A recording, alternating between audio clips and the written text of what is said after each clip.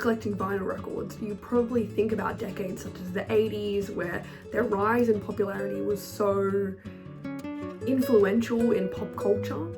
Today I wanted to investigate if records actually from the 80s are any different to a record collector of today's generation, if there's any changes, if they still work, and just see the type of selection they had in that period. I am fortunate enough that my mum found a few of her old records. She wasn't able to bring back her whole selection, but I do have a few and I want to investigate them. I've seen them, I've opened them up, but I haven't really made connections as to what's different between new records, these records, and really getting to know the new additions to my collection I now have.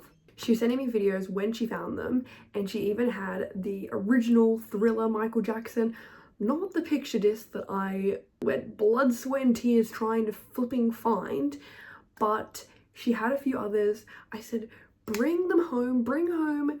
I made 2 ones that were specific, like you have to bring these home, and the rest I was like, bring home some of your favorites, let's test them out, see if they work, and add them to the collection, because it's nice to look back at something that's now me collecting them for this nostalgia, but also nostalgia because I'm able to repurpose, reuse old collectibles and still love them and still have value for them. I've been on a slow stint of not collecting records the past while since I last did a record buy, which I think was the Audrey Hobart vinyl. So it's kind of nice to add some new ones to the collection. I know there was a lot of people who loved the record collecting video. It was so nice to see so many amazing comments of collections, other records people wanted to get, just people sharing their experiences. And as someone so new to it, I was so excited to see that, and hopefully I can make some more purchases in the future and build my collection. But it's nice to see some authentic, if you could call it that, more original records. I know records have had a bigger history than, you know, the 80s. They stem back a lot before that, but it's nice to see some of the music from that period that I can also enjoy now and have in my collection. A lot of the choices that I told my mom to bring back and ones she made are more probably nostalgia driven, not some of the classic albums that people would think of when they think of collecting records. But, you know, that's the type of people we are. There's still some amazing finds, so let's get into it. The first one that I specifically said when I saw a video of all of the collection that she had found, I said, bring that home, because it looks like it's in good condition. And there's one time of year that I love, a lot of people love, and we need a soundtrack to accompany that, and that is Christmas, with the singles of Do They Know It's Christmas and Feed the World from Band Aid. So a lot of amazing singers, of course, on these iconic tracks.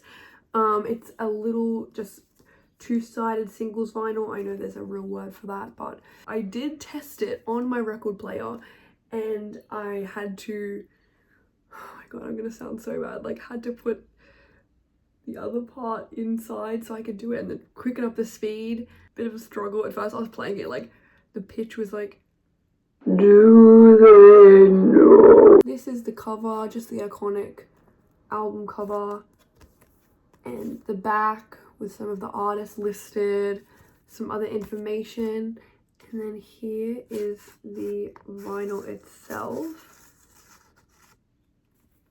I think it gives more instructions about how to actually play it. Luckily I worked it out, but here's Feed the World on this side. Hello. And Do They Know It's Christmas on this side. I only did test Do They Know It's Christmas. I only tested like a track of each of these records, but as long as they have some sort of work, you know what I mean? They've been in storage for 40 years. So let's just, you know, if they work, they work. They have a few minor scratches, hiccups, that's okay. But I'm so glad I have this. I love this song. I love this type of, I just love a Christmas vibe. There is nothing I love more than, I am the person who's sending my friends the TikToks about like, you know, only this more sleeps till Christmas, only this more weeks till Christmas. And that one, because I think it is a smaller sort of sleeve that you can just slot the record itself into, it's not in that bad condition. A few of these other ones, the record itself is like slipping out, but I know I'll take primarily good care of them. I have a little like microfiber thing to dust them now, so before I tested them I gave them a little dust, so hopefully that can at least remove some of the static, because when some of them started to play there was a bit of initial static. I would show more of the actual playing process, but I don't know how much can be shown without copyrighted, but I might do a little test again on my record player and you can see it in all in action. But aside from that, the second record that I said, you need to bring this home, as a self-proclaimed Disney adult, this is like, I don't even believe this record at all. This is insane. This is a 2-record vinyl thing.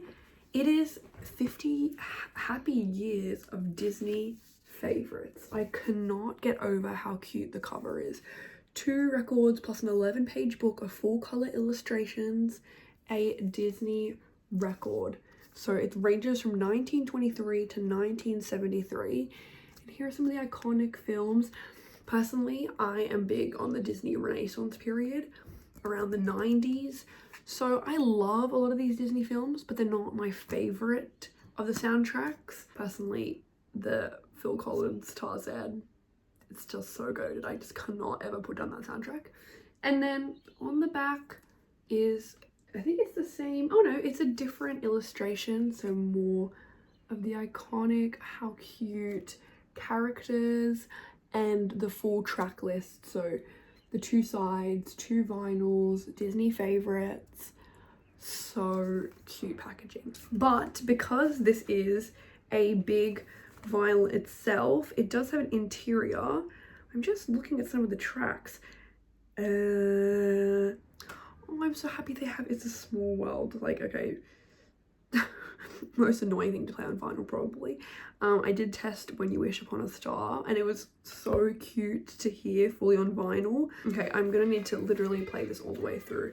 I think I'll probably spend the night cleaning the parts of my room you can't see are terribly messy and putting on the full vinyl, because like it almost brings a tear to my eye how cute this is. Okay, 1923 to 1973, a beautiful little illustration of Mickey and Minnie, Disney favorites. Has a little caption down the bottom, and I think they have book pages that detail some of the songs. So you have Snow White, Whistle While You Work, and Hi Ho. Then, oh my gosh, how cute, Pinocchio, Bambi. I love the Bambi Little April Shower song. It's just an all-time classic. Illustrations of Peter Pan, Dumbo, Cinderella. It has that like old book smell. Like, imagine this being sold today, how much it would cost. I can't even imagine, knowing like some of just the regular records I have purchased, how much they've been. So that was Sleeping Beauty, Alice in Wonderland, Lady and the Tramp. I don't know if it's like also in association with Oscars, the Academy Awards, because they have a little note down the bottom where it's like a cross for an Oscar award winning song and a asterisk for an Oscar nominated song. So I think they're also drumming up how successful their music is, and obviously it is. As for the record itself, this is just the one that was in the back sleeve, and this one I don't think has been properly dusted, but I will dust it. It's just a standard black LP, as you can see, and as you can see my reflection. Personally, a holiday I'm not very big on. It's not that popular here in Australia, but in the US, of course, it is a lot bigger, is Halloween. And the next record I have, which is one my mom would talk about all the time when I was younger, is a record containing the sounds of a haunted house, a spooky ambient record. I think it has narration too throughout. It says chilling, thrilling sounds of the haunted house, added bonus inside, spooky party hints. Here lies a most terrific collection of recorded sounds. So I think it is kind of just like an ambience you can have on for Halloween. There is a assortment of crazy songs and audio clippings they have on: Timber, Unsafe Bridge, Catfight, Creeks, added bonus spooky party hints. I don't know what these spooky party hints they allude to are, but as for inside, it is a little bit sort of falling off its casing. There's 2 records inside this one too. This one is in its own sleeve. Spooky party hints to Jim Jones. Oh, I see. It's kind of like a guide. Use yellow, green, blue, and red 25-watt bulbs in place of your normal white bulbs. This gives a great low-key lighting effect and makes the rooms look very spooky, like a horror movie. Remember, the darker the room, the spookier it is.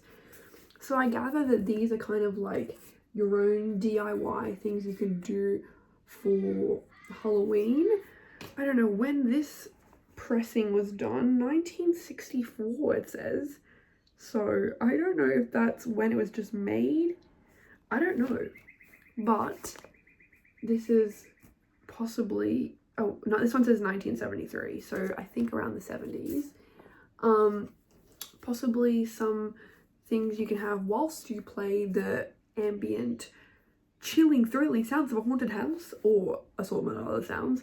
As far as me, I'm like, I don't know how brave enough I will be to play the haunted sounds in my room dark alone, but it's still a cool and unique record to have in the collection. You may be sensing a common theme of a genre, you could say, of records that my mum had a lot of, and the sort of things I'm interested in now that's been passed down to me.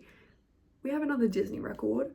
This time it is Pete's Dragon, and this is a movie I haven't seen since I was younger, and we actually had it on VHS, but it's even Helen Reddy. Is that the right Australian Helen Reddy? But this is such a cute cover. I can't imagine how cute a cover. And I honestly can barely remember the premise of this movie. I know it's one of my mum's favorite childhood classics, and this is the back, but kind of a bit of a fever dream, kind of like a Chitty Chitty Bang Bang type, probably, I'd say, but still so nostalgic. This one says 1977. This says on the thing, I don't know if that's exactly when the pressing was made. And then inside it has the record itself, which is just standard, but it also has a booklet, or at least a sheet or a poster. Oh, this is just, it's just not sitting inside the sleeve. I was like, what is this? This is just the sleeve it comes in, which is cool, has more art and then a big photo on the back.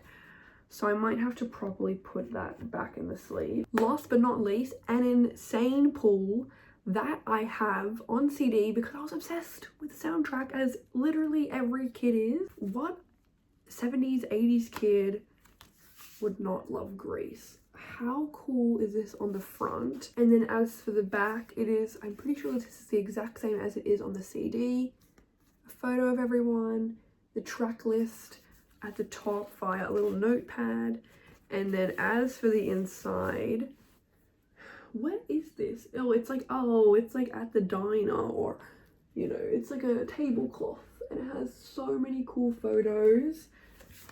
And then it is a double LP, and it has more sleeves inside or some other thing. So this is just the standard records they have. Oh, this is where they would sit. Oh, this is cute. It's like the little sleeve, and you can just situate it right in there. I think this calls for a little celebration of playing one of the records. Maybe we gotta put a bit of Grease on. I feel like the Disney one could get me a little too sad, a little too nostalgic. Let's give this a little go. Ignore the really awkward art angle. This is just my, what's it called? Shutter thingos. And I literally just open them to get the good lighting to film. Let's give this a little place down here. Oh wait, I think I'm gonna give it a little wipe too.